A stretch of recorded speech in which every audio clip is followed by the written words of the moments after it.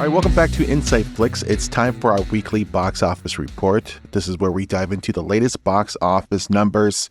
So let's get started. Rich, could you please give us the top 5 movies that made a huge impression at this box office this past weekend? Yes, the number 1 film in America is Fast X, coming in with $67 million. Number 2 is the Guardians of the Galaxy Volume 3 with $32.4 million. Coming in number 3 is the Super Mario Brothers movie with $9.6 million. Coming in number 4 is The Book Club, The Next Chapter with $3 million. And round out the top 5 is Evil Dead Rise with $2.4 million.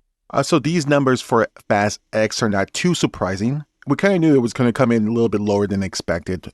With that being said, it doesn't look so good for spin-off potential, or even for that third one that Vin Diesel kind of threw out there, because they spent a lot of money on promoting this movie. And yeah, but the international numbers are so good, and if it can maintain, a steady hold internationally, this could be one of the biggest movies of the year. We just have to kind of wait and see, because, the last Fast and the Furious came out during the pandemic, but, Fate of the Furious, the one that F. Gary Gray directed, that one made $800 million? Or no, that made $1.2 billion.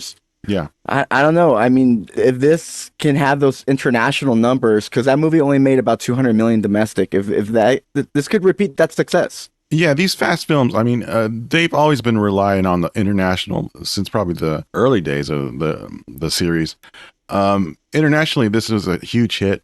It already made, close to $250 million internationally. These fast films open up in China, and they always open huge. Yeah. Just to compare, the internet, the release in China is over the domestic released. Mm-hmm. So it's just that's incredible. I believe this is one of the Hollywood's best opening in China with Fast X, and just it's surprising that it seems like the fan base for Fast and Furious franchise, it's a little bit bigger outside of the U.S. and I think maybe that has something to do with how well it translates over there. Mm-hmm. Because this franchise has emphasized on the action rather than, say, the plot development or characters or even dialogue.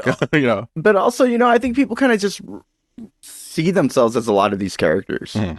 You know what I mean? I think people they don't necessarily relate with these characters when it comes to the story and narrative, but I think they relate to them when it comes to lifestyle. I think I think that's really what has a lot of people coming back to it. Yeah, and I think the popularity in the States might be fading a bit. I think a lot of it has to do with the criticisms of the storyline. I think that with this latest film, people have really kind of criticized the plot, the nonsensical plot devices for it. Mm-hmm. And I think here in the States, I think the franchise is more looked as a little bit of a joke, a little bit kind of popcorn filler, where I think it translates better in other non-English speaking countries, because it just really, people see those movies are kind of these big action spectacles. They're also watching them subtitled and dubbed, so maybe the acting seems better. Yeah, every time I watch a movie subtitled, I'm reading the subtitles and I'm putting a Oscar-worthy performance in any film I watch. So. Yeah, it makes a lot more sense that it translates better in other countries. Well, Raymond, you actually went to go see this Fast X this weekend. What'd you think of it? What's your quick review of it? I don't really have anything too different than anybody else. I agree with what pretty much everyone else is saying, that Jason Momoa is great, and that he makes the movie a bit more enjoyable and watchable than it should be. I also think John Cena's really fun in the movie, because he's basically just doing the kind of peacemaker type of performance now. He's not really doing the character. They completely retconned everything. He's not doing the character anymore from the last movie. Yeah. And the movie's way too long, and the story is just miserable. It's becoming more soap opera-y than ever. It feels like a soap opera with cars and over the top CG video game style action. And look, I think the action was really fun, but I don't really understand what a lot of critics are talking about when they're like, this movie is way better than the last one. Personally, I didn't think the last one, the ninth one, was as bad as a lot of critics were saying. I didn't think it was good, but I didn't think it was as bad as critics were saying. They're saying that this is a huge improvement. I think it's the same thing. Basically, it's just longer. I think all the same problems F9 has, this movie has. The only difference is, Jason Momoa is a much better villain to watch than John Cena. And also John Cena is actually being used very well in this movie, unlike in F9. But that's pretty much the only, differences in quality. Like, they both have the same story issues. They're both like basically cartoons. And I think, and for me, I think in many ways this one's kind of a little worse than F9 because the dialogue, it's not like they're not even trying anymore. Like, I know the dialogue was always like cartoony since Fast Five and like very corny, but like the level of laziness and the dialogue, I just took me out of the movie, and after a while it just bored me. And like, I watched the movie in 4DX with the motion seats and all that, and there's like the smoke machine in the theater and all that. So if I didn't see it in 4DX, I would have fallen asleep because there was many times where I was falling asleep, but then the motion seats would wake me up. Well, I think your sentiment is exactly what a lot of people are saying nowadays about the franchise and the frustration they're having with the franchise. And I think that's why we see the number in the US so low. But I think it's still going to end up making about, 180, 200 million domestic, which is about what the other ones made. That's all I'm trying to say. It's like, it has the same, I don't think its audience and domestically is necessarily getting bigger or smaller. I think F9, underperformed because it came out during the pandemic. But if it came out now, I think it would have still made about 200 million, 220. And I think that's what this is going to make probably. I don't know. I just don't think the audience for this is getting bigger or smaller. But internationally, it seems to be getting bigger and bigger with each movie. I don't know. I think my audience loved it. Okay. All right. Let's talk about Guardians of the Galaxy Volume 3. This is their third week. Yeah, I mean, it's dropped 47.7%, and it's still a strong hold for the third week. So yeah, it's got over 266 million domestic. So it's creeping up there. It's going to be up there with the other two films. So it's definitely going. I think it's definitely going to become the most successful in the Guardians of the Galaxy trilogy. But for me, this is a bigger drop than I was hoping. I was kind of expecting this movie to have stronger legs. But I think Fast and the Furious kind of ate some of its audience. I think it kind of took part of the audience away. And I think Guardians is still, on track, I think, to become the most successful in the trilogy. And that's a good thing. I mean, what more can you ask for? But I was kind of hoping it would be $1 billion movie. And I don't think it's going to happen. Okay, let's jump a little bit forward. Rich, could you tell us about the remaining movies in the top 10? Coming in at number 6 is John Wick Chapter 4. Coming in number 7 is Are You There, God? It's Me, Margaret. Number 8 is Hypnotic. Number 9 is Love Again. And round out the top 10 is Dungeons & Dragons Honor Amongst Thieves. Well, let's continue to move forward and let's turn our attention to the upcoming weekend. Rich, could you please inform us about the movies that are scheduled to hit theaters this Friday? Opening up wide release this weekend will be The Little Mermaid. This is Disney's latest live-action remake of a classic animated musical. This one features singer-actress Halle Bailey in the title character, along with Javier Bardem as Ariel's overprotective father, King Triton, and Melissa McCarthy as the villainous sea witch Ursula. Also coming out in wide release is About My Father. This is a new dysfunctional father-son comedy starring comedian Sebastian Maniscalco and screen legend Rob De Niro. Also coming out in wide release is The Machine. This is the new comedy from stand-up comic and podcaster Bert Kreischer. The film is loosely based on Bert's real-life drunken stories and stand-up act, in which Star Wars icon Mark Hamill plays his father. And finally coming out in wide release is Kandahar. This is a new military thriller that stars Gerard Butler as an undercover CIA operative who finds himself stuck in hostile territory, along with his Afghan translator, played by Naveed Nekaban. So The Little Mermaid, I think if we're looking at the box office tracking for that movie, it's about 110 million. Maybe a little bit lower to 90 million in between that. That's what I was thinking. I think it's going to probably come in around like 88 to 92 million. Is this for the 4-day weekend? I'm expecting that for 3-day. And I'm expecting it to have a big drop, second weekend drop. But I still think it's going to make a lot of money.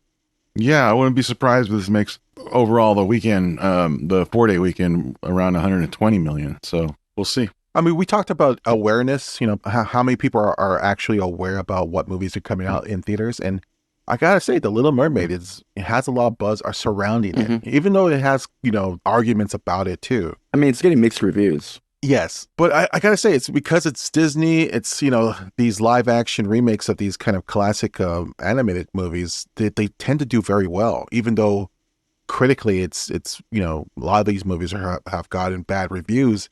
But a lot of it is because these movies are critic proof, and I think that's what's going to happen here. I think the movie's not going to be that great, but it doesn't matter because people are just going to watch it and they're going to go with their families and they're going to have a fun time this Memorial Day weekend. The hope for Little Mermaid is that it can repeat the success of Aladdin. Yes. And Aladdin, because I don't think it's going to repeat the success of Lion King, and be like, that made like almost $2 billion, right? Or something. That was huge. I don't think it's going to do that.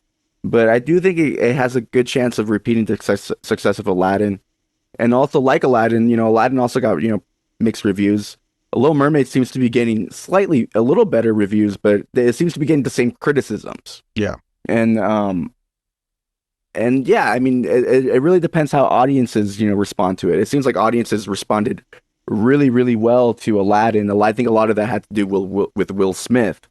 Will they, respond positively to Melissa McCarthy? Because I think a lot's riding on her. And a lot, obviously, is riding on how audiences respond to Haley Bailey. Let's talk about the two comedies here. You got About My Father and The Machine, two kind of centered on comedians.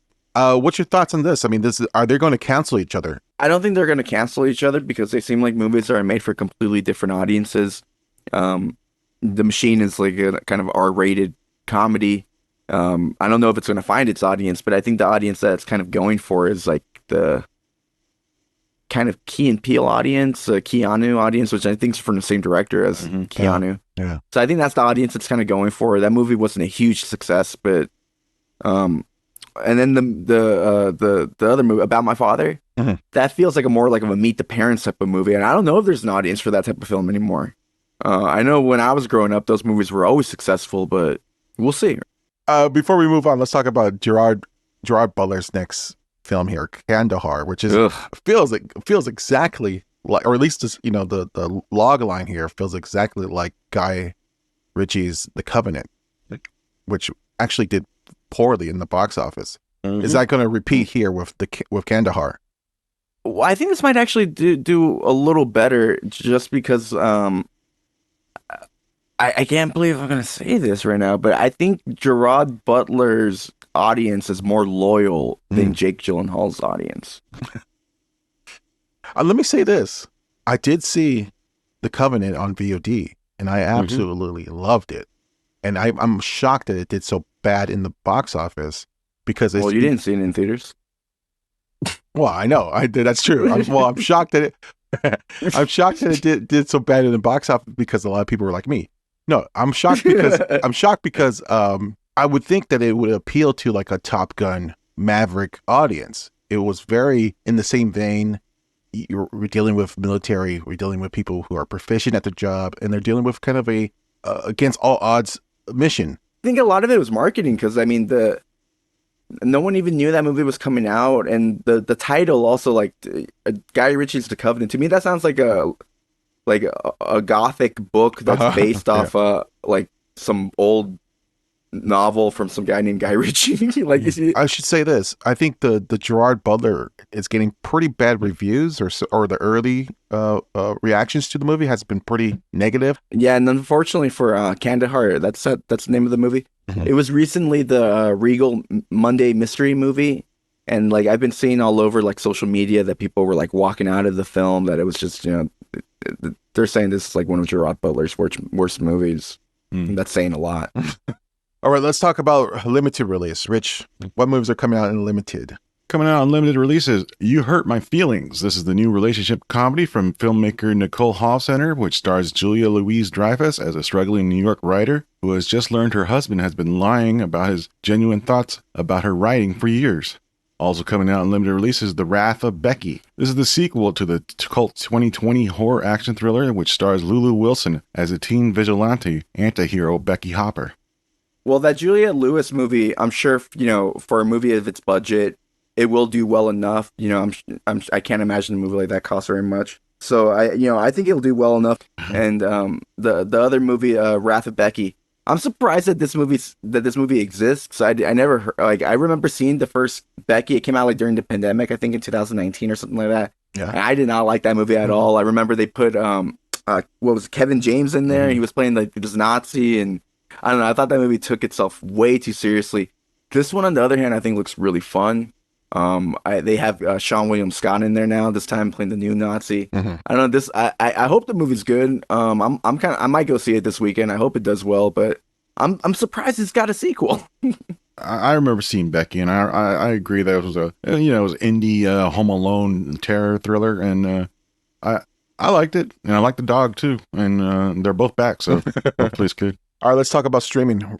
Well, what's going to be available to stream this weekend? Coming out on streaming is Blood and Gold on Netflix. This is the new WW2 action flick from German filmmaker Peter Thorwarth, who previously helmed 2021's Netflix horror thriller Blood Red Sky. Also coming out on streaming is Reality, which will be streaming on Max, which is formerly known as HBO Max, on Monday, May 29th. This is the new tense docudrama that stars Euphoria's breakout Sydney Sweeney as NSA whistleblower reality winner. All right, that's about it for this box office report. Thank you for watching InsideFlix. We'll be back next week. We'll see how well The Little Mermaid does in the box office, and we'll talk about the new movies coming out next week. All right, bye-bye, everyone.